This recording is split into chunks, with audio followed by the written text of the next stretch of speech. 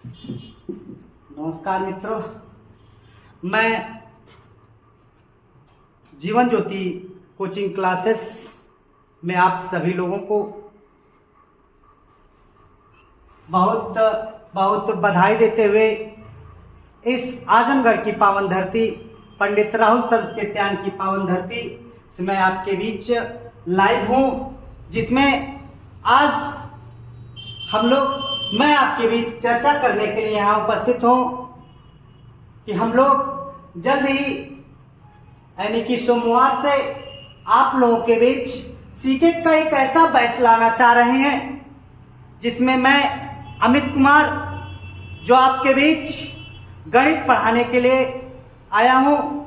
एक ऐसा सब्जेक्ट जिसको बच्चे सोचते हैं कि बहुत ये कठिन, लेकिन उस कठिन सब्जेक्ट को मैं एकदम आसान बनाने के लिए आप लोगों के बीच उपस्थित हूँ, जिसमें मेरा ये कोटेशन वर्ड है, मुश्किलों से भाग जाना आसान नहीं होता, मुश्किलों से भाग जाना आसान नहीं होता, हर पहलू जिंदगी का इम्तिहान नहीं होता, डरने वालों को मिलता है कुछ जिंदगी में और लड़ने वालों के कदमों में जहां होता है, लड़ने वालों के कदमों में जहां होता है। आज मैं आप लोगों के बीच इस फरिया की पावन धरती से लाइव हूं और जहां सीटेट बैच के लिए मैं एक ऐसा बैच आप लोगों के बीच लाना चाह रहा हूं जिसमें आप फ्री ऑफ कास्ट निःशुल्क पूरी शिक्षा को ग्रहण करेंगे और जिसमें किसी भी क्लास को जानने से पहले, पढ़ने से पहले उसमें देखा जाता है कि उसका सिलेबस क्या है।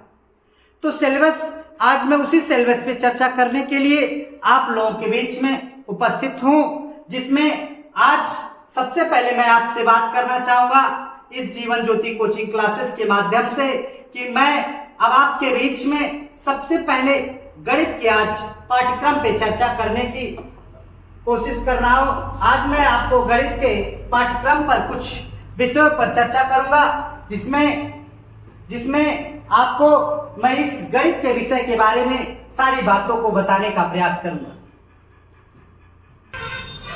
साथियों, 2011 से 2022 तक आज जो मैं कड़ी मेहनत करके पूरे प्रश्नों का कलेक्शन इकट्ठा किया हूं। साथियों, 2011 से 2022 तक जो अब तक 36 पेपर हुए थे, उन 36 पेपर का संग्रह और फिर हाल ही में जो ऑनलाइन क्लासेस, ऑनलाइन के माध्यम से जो आपका पेपर हुआ है, जिसमें आपको मैं बता दूं 26 पेपर जो हुए हैं, इन सारे प्रश्नों को अगर मैं कह दूं तो 6 6 12 और 3 2 5 1 6 टोटल 62 ऐसे पेपर हैं जिनको मैंने इकट्ठा किया है और हर 62 पेपर में 62 पेपर के 30-30 क्वेश्चन का कलेक्शन मैंने इकट्ठा किया है, जिसको आपके बीच मैं लाने वाला हूं। और यहां से आपको बता दूं कि जो मैं आपके बीच लाने वाला हूं,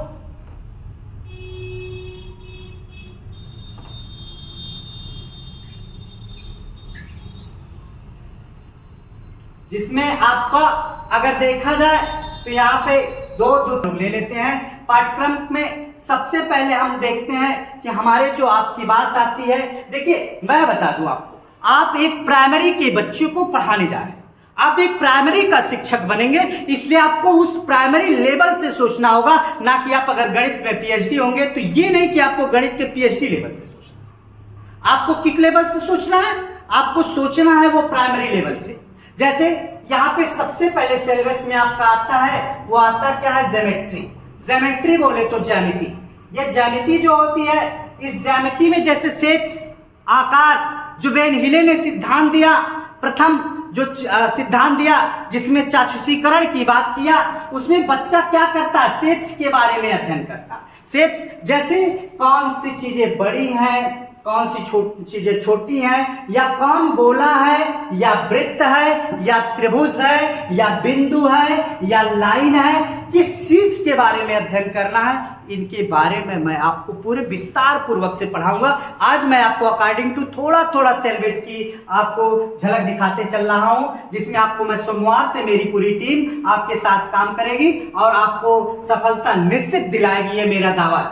आगे देखिए, इसमें आपकी बात करता हूं तो इसमें आपकी बात कर लिया जाए तो ये आकृति, अर्थात आकृति जो होती है, समस्थानिक समझ जो होती है आकृति, जैसे आप देखते होंगे कि कुछ आकृतियों के बारे में मैं बात करता हूं। बच्चे, एक छोटे से बच्चे को अगर आप देखते होंगे उनको, तो वह छोटा सा बच्चा आपका क्या करता है कि आकृति के बारे में जब उसे पढ़ाया जाता है, अगर उसको एक छोटी सी टॉफी दी जाए और दूसरे बच्चे को एक बड़ी सी टॉफी दी जाए, तो छोटा बच्चा क्या करता है, वह जो छोटी टॉफी पाएगा वो रोने लगेगा और उठा के फेंक देगा।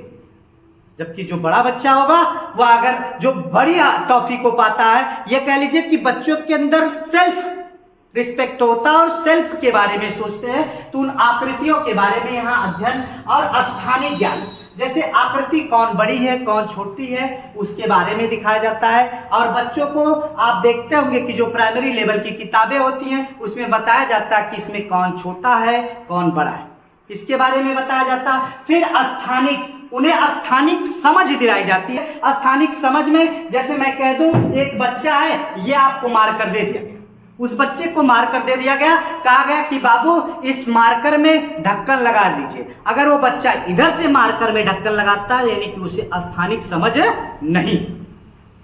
अगर वो बच्चा ऐसे लगा लेता है, कह दिया जाए कि बाबू मार्कर का ढक्कन बंद कर दीजिए, नहीं तो ये मार्कर क्या हो जाएगा आपका, इसमें खराब हो जाएगा, तो उसके पास स्थानिक समझ है। छोटे से बच्चे को आप देखते होंगे कि अगर छोटे से बच्चे को हमेशा वो बेचारा क्या करता है, उसको कह दिया जाए बाबू चप्पल पहन लो, तो हमेशा कैसे पहनता है, वो उल्टा पहनता है, तो इसका मतलब क्या हुआ, उसको स्थानिक समझ नहीं।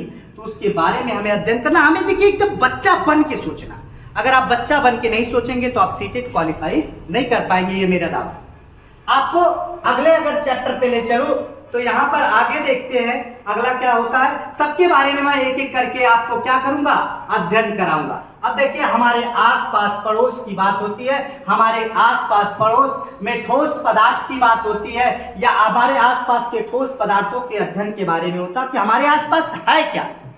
जैसे आपने कह दिया, जैसे विद्यालय में एक अभ्यास होता है, आपने क्या सीखा, फिर उसके नीचे आपको कहना होता है कि करके सीखिए।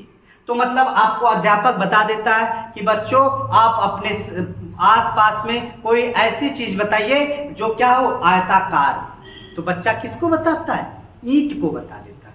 बच्चे को अगर कह दिया जाता है कि बच्चा ऐसी चीज को बताइए जो गोलाकार है, तो उसको क्या बता देता है, गेंद को बता देता है। फिर उसके बाद आपको बता दिया जाता है कि बच्चा ये बताइए कौन सी चीज ऐसी है जो वृत्ताकार है, तो चूड़ी को बता देगा या फिर कंगन को बता देगा। तो धीरे धीरे उसकी समझ जो होती है डेवलप होती है। आगे देखिए, आसपास की चीजों, इसके बारे में भी मैं अध्ययन कराऊंगा। आगे क्या होता है, इसके बाद आपकी बात आती है संख्या। जो संख्या आती है, देखिए आपको संख्या पे आधारित प्रश्न, ये 15 नंबर के शुरू के गणित के होते हैं।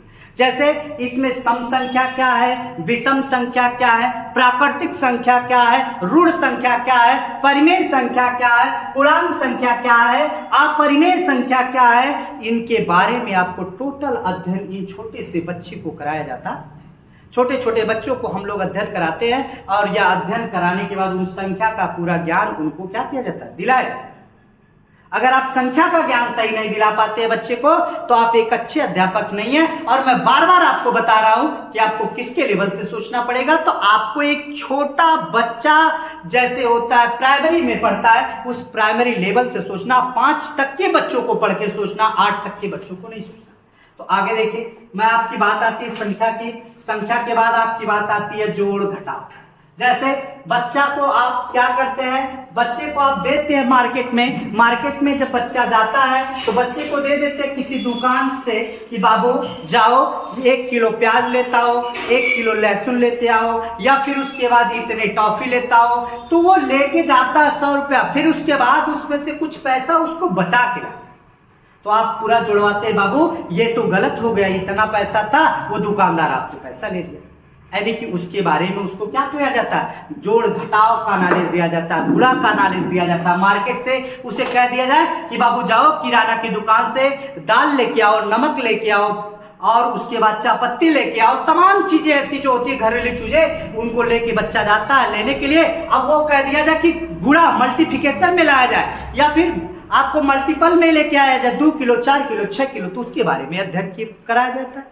छोटे छोटे पॉइंट्स में आपको ऐसे सीटेट में मिलेंगे क्वेश्चन, और उसको मैं लाऊंगा सामने, आपके प्रश्न कोश लाऊंगा और उसके साथ साथ आपकी ये एक एक व्याख्याओं को लाऊंगा। देखिए सिलेबस अगर आप पढ़ते हैं, सिलेबस के अकॉर्डिंग पढ़ते हैं तो आपको कोई दिक्कत होने वाली नहीं है, मेरा दावा है। और आप जितने भी लोग होते हैं सीटेट पढ़ने वाले, वो बड़े बड़े आपको थ्योरम को लगा के जाते हैं, लेकिन वह थ्योरम आपको काम करने वाला नहीं, क्योंकि मेरा पहला ही मैंने वर्ड बताया कि अगर लड़का आप पीएचडी क्यों ना किया हो और एक नॉर्मल लड़का, दोनों का स्कोर एक ही होगा, क्योंकि ये आपको मैं बता दूं फैक्चुअल एकदम नहीं होता, ये कॉन्सेप्चुअल होता है सब्जेक्ट, जिसमें आपको सोचना पड़ता है, तार्किक क्षमता लगानी पड़ती है, तब जाके ये आगे बढ़ता है। आगे देखिए सिलेबस के बारे में मैं अगर बात करूं आपसे, तो आगे अगला चैप्टर क्या होता है, ये गुणन होता है। गुणा के बारे में जो जैसे जोड़ घटाना बताया, फिर उसके बाद भाग होती है, भाग के बाद अगर मैं बात करूं ठीक उसी प्रकार से माप तौल, आप मेजरमेंट के बारे में जानते हैं। जैसे मैं अभी देखते होंगे कि सवाल में कि 2 रुपए किलो ये है, 3 रुपया किलो ये है, 5 रुपया किलो ये है, 2.7 रुपया किलो इतना है, ये इतना रुपया लेके गया मार्केट में और इतना केजी ये खरीद के लाया, और फिर उसके बाद कितना रुपया उसके पास बचा। ऐसा एक क्वेश्चन हर बार रहता, वही मेजरमेंट आपको क्या करता, आगे बढ़ा। तो आगे अगला क्या है मेरा, माप तौल, तौल या भाव या रेट या भार भी कह लीजिए। इसके बाद भाव की बात करते हैं या फिर रेट की बात करते हैं। देखिए यहाँ पे आपका भाव भी है और भाव के साथ साथ थोड़ा सा अगर मैं जानकारी दे दूं तो आपको भार भी होगा। भार में जैसे आपको मैं कह दूं तौल में कि भैया ये इतने किलो का है, ये इतने किलो का है, ये वजन है, कौन हल्का है कौन भारी है। ऐसा आप लोग कक्षा 2 की 3 की किताबों में आप गणित के देखते हैं कि एक मोटा सा लड़का को बैठा दिया जाता है और एक तो दुबला पतला एकदम से रहता है जो सिकट्टी है। अब उन दोनों को क्या करना होता है, दोनों को दिखाया जाता है, बताया जाता है किसमें बताइए कौन किसका भार वजन ज्यादा है किसका कम। तो बच्चा को ये नॉलेज दिया जाता है इसमें। फिर उसके बाद आगे क्या होता है, आगे अगर मैं आपके सिलेबस की बात करूं तो आपका समय पे देखिए ये बड़ा परेशान करता है क्वेश्चन। आपको मैं बताऊं ये क्वेश्चन बहुत परेशान करता है आपको। जैसे माप तौल में आपको क्या करता है, ये कैसे क्वेश्चन परेशान करता है आपको बता दूं। समय में कैसे क्वेश्चन परेशान करता है, जो रेलगाड़ी में होता है। जैसे कि रेलगाड़ी दिल्ली से इतने बजे चली, 3 बजे चली, और दूसरी एक रेलगाड़ी रात में 5 बजे चली और दोनों के बीच में इतने समय का अंतर रहा या इतने समय तक स्टेशन पे रुकी रही, तो कितने समय तक पूरी रेलगाड़ी चली। ऐसे क्वेश्चंस आपको रेलगाड़ी से संबंधित एक क्वेश्चन जरूर मिलेंगे। बता दे रहा हूं आपको, मैं दावा कर रहा हूं कि जितना मैं पढ़ाऊंगा एक क्वेश्चन आपको ऐसा नहीं मिलेगा जिसको आपको आएगा नहीं। और ये 110% गारंटी के साथ कहता हूं कि अगर जीवन ज्योति क्लासेस के साथ आप जुड़े हैं तो आपको सफलता निश्चित मिलेगी, ये मेरा दावा है। आगे बढ़ते हैं, थोड़ा सा अगर इसको देखते हैं तो यहाँ पे देखिए समय के बाद क्या होता है, हमारे पास आयतन होता है। आयतन का जैसे आपको देखते होंगे कि बच्चे को क्या कर दिया जाता है, यहाँ से बच्चे को थोड़ा सा अगर ध्यान में रखिए तो एक मान लीजिए एक मैंने थैला ले लिया और उस थैले में मैंने क्या किया, ये थैला है, एक थैले में मैंने क्या किया, थोड़ा सा ध्यान दीजिएगा। थैले में मैंने क्या कर दिया, एक थैला ले लिया बड़ा सा। इस बड़े से थैले में मैंने क्या कर दिया, एक आपका क्या कर दिया, मैंने कहा कि बाबू इस थैले में कितना किलो वो राशन आएगा। जैसे या फिर मैंने एक बोतल ले लिया, उस बोतल में पूछा कि बाबू इसमें कितना लीटर पानी आएगा।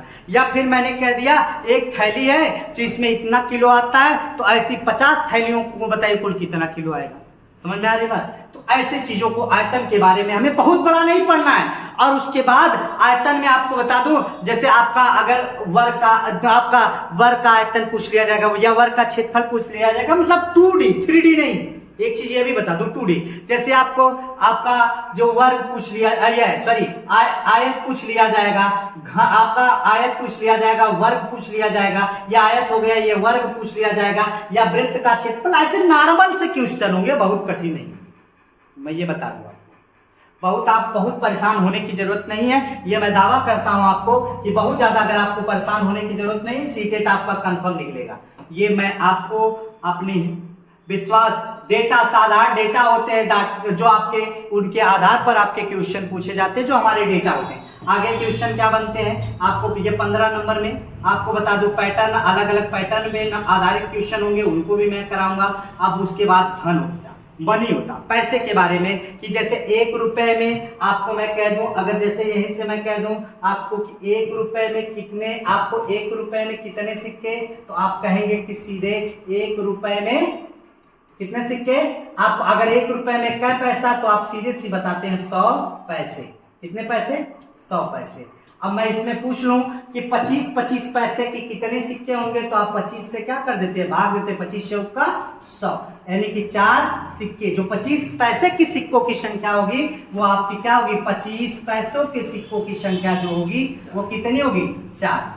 कितनी होगी, 4। ऐसे छोटे छोटे क्वेश्चन आपके बीच रहेंगे और मैं इसके बाद आप आगे आपको जो शैक्षणिक मुद्दे हैं इनके बारे में अध्ययन कराऊंगा। ये शैक्षणिक मुद्दे, पेडागॉजिकल इश्यूज जो होंगे, इसके बारे में मैं आपको आगे अध्ययन कराऊंगा, जिसके बारे में आप मेरे चैनल पर बने रहें और इस चैनल को जीवन ज्योति कोचिंग क्लासेस को सब्सक्राइब करें, जिसमें मैं हर एक पॉइंट आपको एक एक पॉइंट पर अध्ययन कराऊंगा, जिसमें आपको आपके क्लासेस होंगे जो लगातार सुचारू रूप से सोमवार से चलाई जाएंगे, जिसमें आप जीवन ज्योति कोचिंग क्लासेस के साथ जुड़े और बेहतर और भविष्य में एक अपने माता पिता के नाम रोशन करने के लिए, एक माता पिता के लिए भावी शिक्षक बनने के लिए, जो एक माता पिता का सपना होता है उस सपने को स्वीकार करने के लिए, अपने माँ और अपने पिता की फिक्र को फक्र में बदलने के लिए आइए जीवन ज्योति कोचिंग क्लासेस से आप जुड़िए।